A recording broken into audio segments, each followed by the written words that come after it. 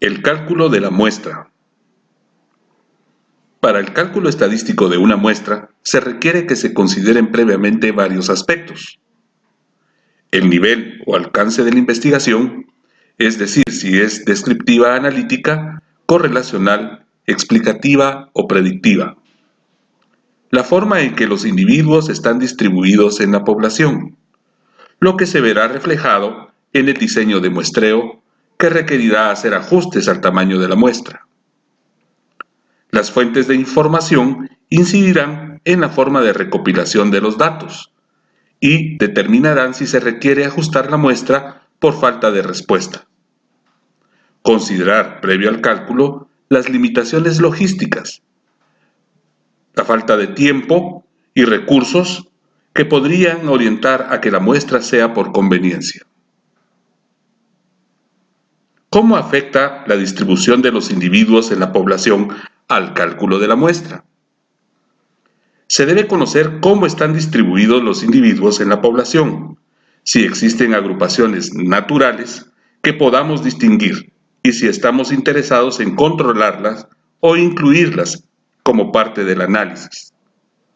Un elemento clave es determinar qué tan diferente es la población entre sí, es decir, si es homogénea o heterogénea. Para el cálculo de muestra se deben definir varios factores numéricos, como lo es, en primer término, el tamaño de la población. Se debe establecer si la población está bien delimitada y se conoce su número y ubicación, lo que en estadística recibe el nombre de población finita, o en caso contrario, población infinita. La corrección del tamaño muestral con relación al tamaño de la población es útil hasta ciertos límites, ya que para poblaciones muy grandes dicha corrección es despreciable. El siguiente elemento es la selección de la variable de diseño, es decir, la que va a servir para el cálculo de la muestra. Se debe considerar que de todas las variables a investigar, solamente se seleccionará una para el cálculo. Esta selección se puede hacer considerando su importancia en el estudio o, si todas son igual de importantes, seleccionar aquella que presente más variabilidad, ya que de esa manera se asegura que la muestra calculada cubra a las demás. Entonces, vemos que la variabilidad de la variable es fundamental para el cálculo.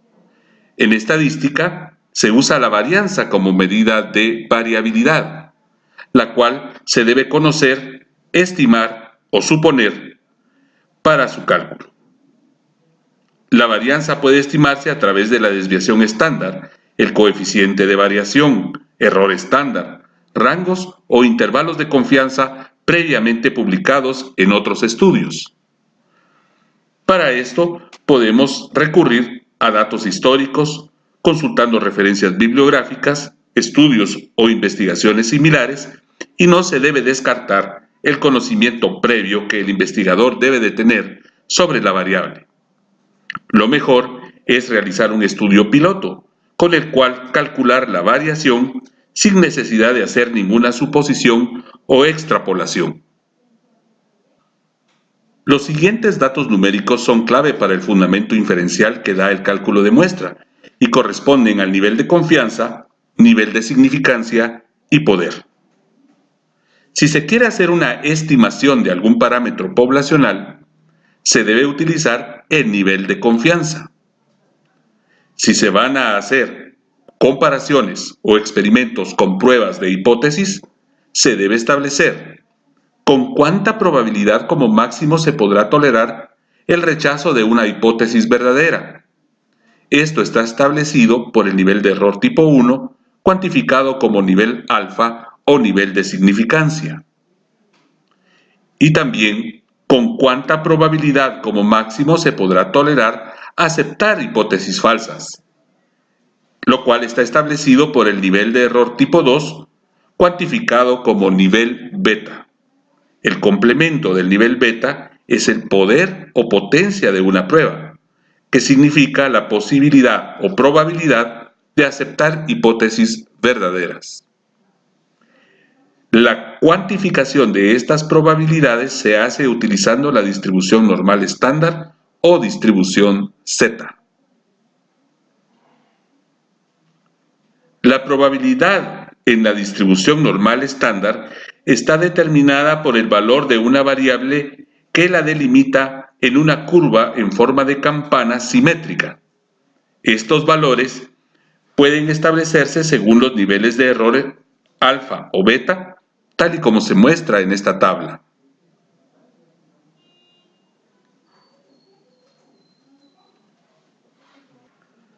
El último elemento numérico que se debe considerar es el margen de error, llamado también precisión, o el tamaño del efecto, cuyo valor debe establecerse en las mismas unidades de medida de la variable que sirve para el cálculo de la muestra.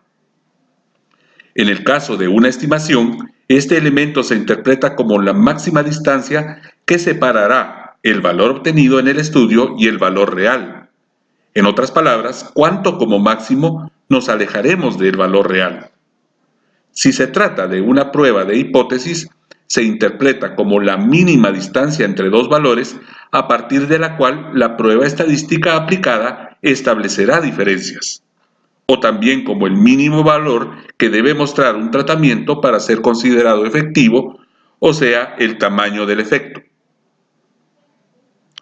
Entonces, para el cálculo de muestra, todos estos elementos que acá aparecen con una simbología que es la utilizada comúnmente en las fórmulas de muestreo, se deben poner en cifras, y con ello ya estamos listos para realizar el cálculo.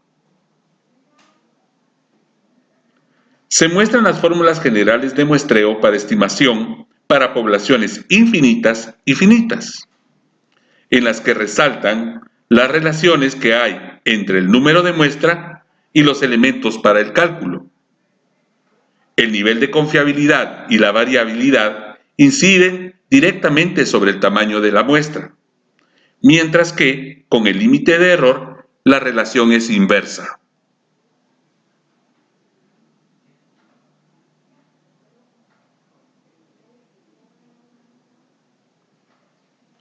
Para las pruebas de hipótesis, la fórmula varía un poco, considerando que los niveles de error 1 y 2, representados por los valores Z, se suman.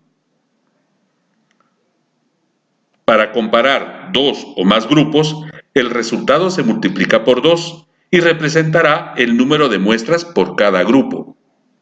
Si se tienen 2, 3 o más grupos, el nivel de error tipo 1 se incrementa. En este caso, los valores de Z deben ajustarse según se muestra en la siguiente tabla. Se hace evidente que mientras beta se mantiene constante, alfa va cambiando según el número de grupos. Esta situación se debe considerar cuando se desea calcular el número de repeticiones que se deberán hacer en los diseños experimentales y redundará en la eficiencia de la técnica estadística de análisis de varianza. El muestreo aleatorio simple es siempre el más eficiente. Por ello, cuando se aplican otros tipos de muestreo, el cálculo debe ajustarse con un factor multiplicador que se denomina efecto de diseño. Si se piensa que en la muestra que se va a seleccionar van a existir elementos que no responderán, también tiene que ser considerado como otro factor multiplicador y se le denomina tasa de no respuestas, que también se conoce como porcentaje de repeticiones.